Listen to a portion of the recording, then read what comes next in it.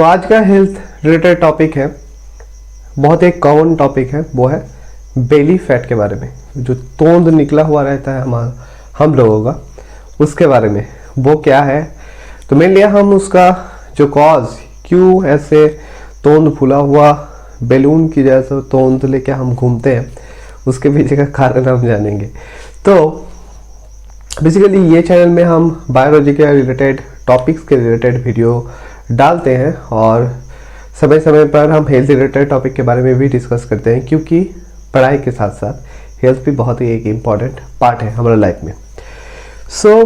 पहले तो belly fat के बारे में जानने से पहले हमें जान लेते हैं फैट के बारे में। फैट बेसिकली दो प्रकार के होता है, एक हो गया विसरल फैट और दूसरा हो गया सबक्यूटेनियस फैट।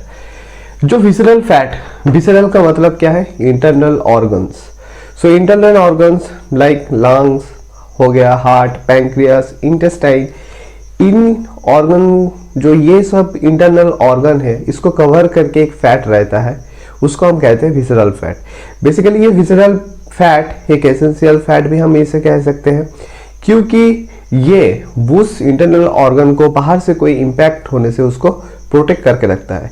पर विसरल फैट का परसेंटेज अगर बढ़ जाता है तो वो एक बैड इफेक्ट डाल सकता है वो जो इंटरनल ऑर्गन है उसके ऊपर। नेक्स्ट आते हैं सबक्यूटेनियस फैट के बारे में। सबक्यूटेनियस, क्यूटेनियस का मतलब क्या होता है, स्किन। सबक्यूटेनियस का मतलब होता है बीनीथ द स्किन, स्किन के ठीक नीचे जो हमारा फैट एक्यूमुलेट होता है उसको हम कहते हैं सबक्यूटेनियस फैट। सबक्यूटेनियस फैट बाहर से ही हमें देख के पता चल जाता है कि ये मोटा सा तोंद, तो ऑब्वियसली सबक्यूटेनियस फैट तो उसके स्किन के नीचे तो वो भरा हुआ है। और ये मत सोचना, क्योंकि सबक्यूटेनियस फैट के साथ साथ विसरल फैट का भी परसेंटेज लगभग सेम ही रहता है। तो बेसिकली बेली फैट, तो बेली फैट होता क्यों है, और बेली फैट सबक्यूटेनियस फैट हो या विसरल फैट। तो आंसर है बेली फैट, सबक्यूटेनियस एंड जो विसरल फैट है दोनों मिलके ही बेली फैट को डेवलप कर सकता है। अब हम जानेंगे इसका कॉज के बारे में, क्या है। बेसिकली 7 जो कॉज है उसके बारे में हम अभी डिस्कस करेंगे। पहला कॉज क्या है, high calorie. High calorie food हमारा फूड कंजम्पशन के लिए भी हम ऑलरेडी जानते हैं, क्योंकि वो फैट एक्यूमुलेशन में बहुत ज़्यादा इंपॉर्टेंट रोल प्ले करता है। लाइक चीज़ हो गया, बर्गर हो गया, बहुत सारा फास्ट फूड हो गया, अभी तो उसका ही ज़माना चल रहा है। तो ज़्यादा कंजम्पशन से हमारा जो डेली का बॉडी का जो नीड होता है कैलोरी का, उससे कहीं ज़्यादा हम ले लेते हैं। वो कैलोरी का कुछ परसेंटेज क्या होता है, मसल एंड लिवर में जाके वो ग्लाइकोजन के रूप में स्टोर होता है। बाद में उस ग्लाइकोजन के जब बॉडी को हमें चाहिए होता है तो वहाँ से हम लेते हैं। पर ज़्यादा जो कैलोरी बच गया है उसका क्या करेंगे, वो ज़्यादा कैलोरी जाके हमारा बॉडी का फैट सेल्स या एडिपोज सेल्स है उसके अंदर जाके घुस जाता है।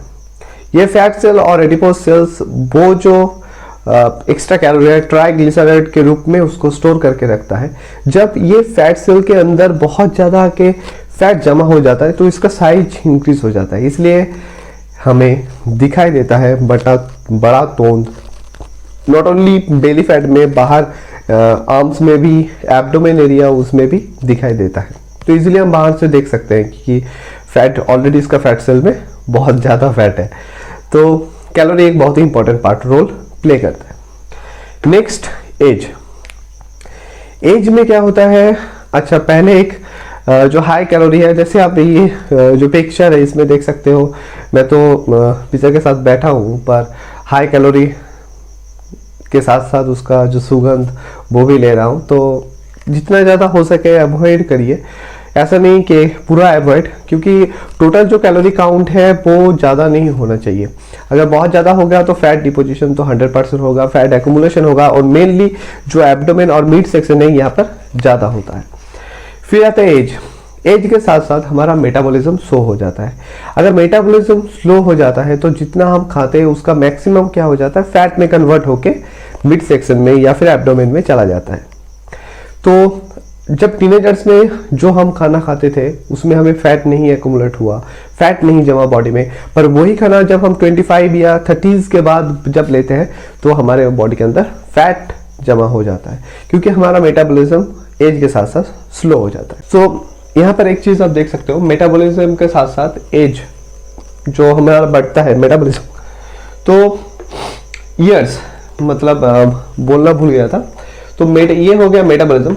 मेटाबॉलिज्म के साथ साथ जब ईयर्स एज हमारा बढ़ता है, बुढ़ापे की तरफ हम जाते हैं, तो हमारा जो मेटाबॉलिज्म है वो चाहे मेल हो या फीमेल हो, मेटाबॉलिज्म हमारा डिक्रीज हो जाता है।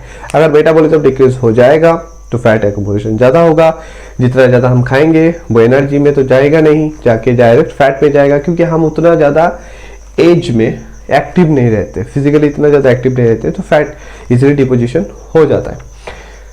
नेक्स्ट पॉइंट आते हैं जीन्स। अगर आपका दादा परदादा मोटा तोंद लेके बैठा है तो देयर इज अ चांस कि आपका भी एक मोटा तोंद निकलेगा, आज नहीं तो कल तो निकलेगा ही। पर आप अगर वर्कआउट करते हो, खाना खाना ठीक एक बैलेंस डाइट में रहते हो, तो फिर नहीं भी हो सकता है, ऐसा नहीं जरूर होगा, मोस्ट ऑफ द केसेस हो सकता है। एफटीओ नाम का एक जीन है, फैट जीन, उससे एक प्रोटीन रिलीज होता है, प्रोटीन तैयार होता है। वो प्रोटीन फैट एक्यूमुलेशन में, फैट का डिपोजिशन में बहुत ज़्यादा इंपॉर्टेंट रोल प्ले करता है। मोस्ट ऑफ द केसेस जो फैट बहुत ज़्यादा फैट कैरी करता है जो पर्सन, उसके अंदर ये एफटीओ जीन का एक्टिवेशन देखा जाता है। नेक्स्ट आता है स्ट्रेस।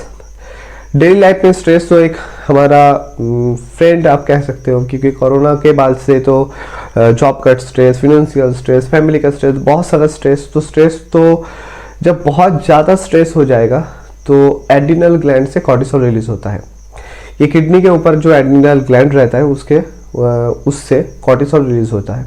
ये कॉर्टिसोल क्या करता है, फैट डिपोजिशन में हेल्प करता है। कैसे?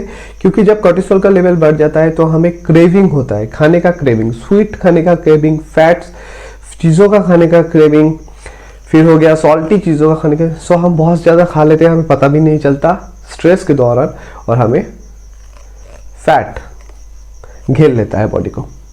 स्ट्रेस हो जाता है किसी चीज़ में, तो स्ट्रेस के दौरान क्या रिलीज होता है, ये जो ग्रीन कलर का आप देख रहे हो ये है एड्रिनल ग्लैंड, और ये दोनों है हमारा किडनी। किडनी क्या रिलीज करता है, कॉर्टिसोल। कॉर्टिसोल रिलीज करो, जब कॉर्टिसोल रिलीज हो जाएगा तो एपेटाइट मतलब हमारा जो भूख है, इंक्रीज एपेटाइट, भूख बढ़ जाता है। Craving for sweet fatty salty food, craving हमें वो चाहिए होता है, फूड स्वीट एंड जो फैटी फूड से हम ज़्यादा कंज्यूम कर लेते हैं स्ट्रेस के दौरान और हमें मालूम भी नहीं पड़ता। नेक्स्ट हार्मोन्स, ऐसा बहुत सारा हार्मोन्स है like testosterone, oestrogen, ghrelin, leptin, cortisol. तो ये जो पूरा हार्मोन का ग्रुप है, इसका अगर इम्बैलेंस हो जाता है तो वो अल्टीमेटली फैट डिपोजिशन कर सकता है। जैसे हम एक हार्मोन ले लेते हैं लेप्टिन हार्मोन में, नॉर्मल जो हेल्दी इंडिविजुअल्स है उसके बॉडी से लेप्टिन निकलेगा। जब ओवर ईटिंग हो जाता है तब क्या होता है, लेप्टिन निकल के ब्रेन को बोलता है, स्टिमुलेट करता है कि अभी पेट भर गया है और खाने की जरूरत नहीं है, इसलिए भूख नहीं लगता, भूख मर जाता है। पर एक इंडिविजुअल है जिसके अंदर इतना सारा फैट, बॉडी में फैट पड़ा हुआ है, फैट सेल भी लेप्टिन को प्रोड्यूस कर सकता है। तो जब इतना सारा बॉडी को लेप्टिन मिल जाता है तो ब्रेन उसको रिस्पॉन्स करना बंद कर देता है। अगर ब्रेन रिस्पॉन्स करना बंद कर देगा तो जितना हम खाए तो हमें भूख कम नहीं होता, भूख लगता ही रहता है और बॉडी को लगता है तो कुछ नहीं खाए। अगर 10 पिज्ज़ा भी खा जाओ तो लगता है कुछ नहीं खाए, अभी और 2-4 खाना चाहिए। तो ऐसे ही फिर हाई कैलोरी और जमा हो जाएगा। तो फैट को जितना ज़्यादा हो सके उसको बर्न करो, वर्कआउट करो, बैलेंस डाइट रखो तो हो जाएगा इतना। अच्छा, मेनोपॉज, वुमेन के अंदर मेनोपॉज के दौरान वेट जो वेस्ट रीजन है और जो एब्डोमेन में उसमें बहुत ज़्यादा फैट डिपोजिशन होता है, क्योंकि मेनोपॉज के टाइम वो एस्ट्रोजन का जो लेवल है वो ड्रॉप हो जाता है। अगर वो एस्ट्रोजन लेवल ड्रॉप हो जाएगा तो ऑटोमेटिकली फैट डिपोजिशन इंक्रीज हो जाएगा, फैट डिपोजिशन जल्दी होगा। नेक्स्ट लास्ट जो है वो है मेडिसिन्स। मेडिसिन भी फैट डिपोजिशन में हेल्प करता है। यस, मेडिसिन भी फैट डिपोजिशन में हेल्प करता है। कैसे? Anti depression, tricyclic anti depressant, anti histamine, corticosteroids, फिर आ गया इंसुलिन, सल्फोन्यूरिलेज, तो बीटा ब्लॉकर, ऐसा बहुत सारा है जो मेडिसिन है, एंटीसाइकोटिक। तो ऐसा बहुत सारा मेडिसिन है जो क्या करता है, फैट डिपोजिशन में बहुत ज़्यादा एक इंपॉर्टेंट रोल प्ले करता है। अगर ये मेडिसिन आपका बहुत ज़्यादा फैट डिपोजिशन कर रहा है, बहुत ज़्यादा फैट इंक्रीज कर रहा है, तो डॉक्टर के साथ जरूर कंसल्ट कीजिए।